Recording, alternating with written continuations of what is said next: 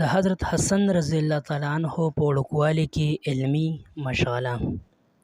د سید السادات حضرت حسن رضی الله تعالی عنه پیدایش د اکثرو عالمانو د قول موافق رمضان 3 هجری کې شوی دی. په دې اعتبار سره د نبی اکرم صلی الله علیه وسلم د وفات په وخت د عمر 2 کاله 100 میاشتې شو او د 2 کالو څه عمر دی چې په هغه کې علمي کمال حاصل کړی شي. خو سره د دې د حدیث څو روایتونه د دنه نقل کولی شي. ابوالهواره رحمت الله علیه یو کس دی، هغه د حضرت حسن رضی الله تعالی عنه نه تپوس وکړو چې تا ته د نبی علیه الصلاۃ والسلام څه خبره یاده ده؟ دو فرمایل او زه د نبی اکرم صلی الله علیه وسلم سره تلم، لاره کې د صدقې د کجورو یو ډیری لګېدلی و.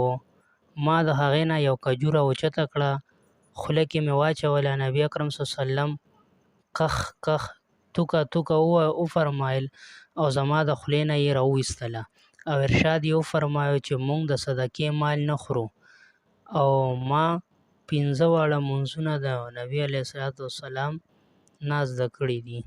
حضرت حسن رضی الله تعالی عنه فرمایي چې ما ته په ویترو کې د لوستو لپاره نبی علیه الصلاۃ والسلام دا دعا ښودلې وه: ای الله، ما ته هدایت وکړې د هغو نه چې چا ته هدایت کړی دی، او ما ته عافیت صحت راکړې په هغې خلکو کې چې چا ته تا عافیت ورکړی دی، او ته زما د کارونو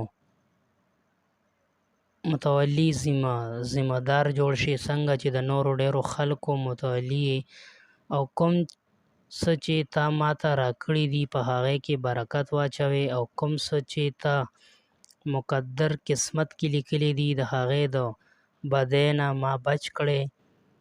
ته چې څه غواړې کولی شې، ستا خلاف هېڅوک هېڅ هم فیصله نشي کولی، او چې د چا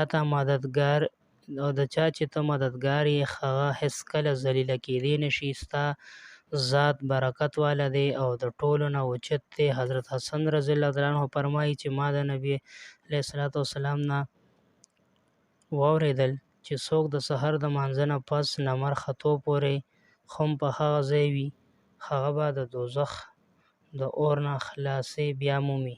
حضرت حسن رضی الله تعالی عنه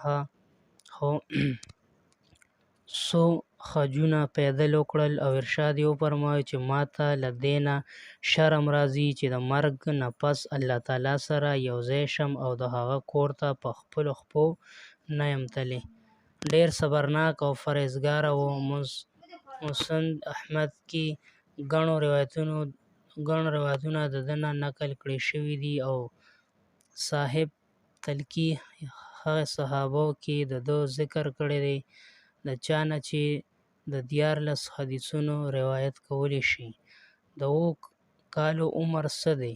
د هغې وخت دومره حدیثونه یاد ساتل او نقل کول د حافظې کمال دی او د شوق انتها ده.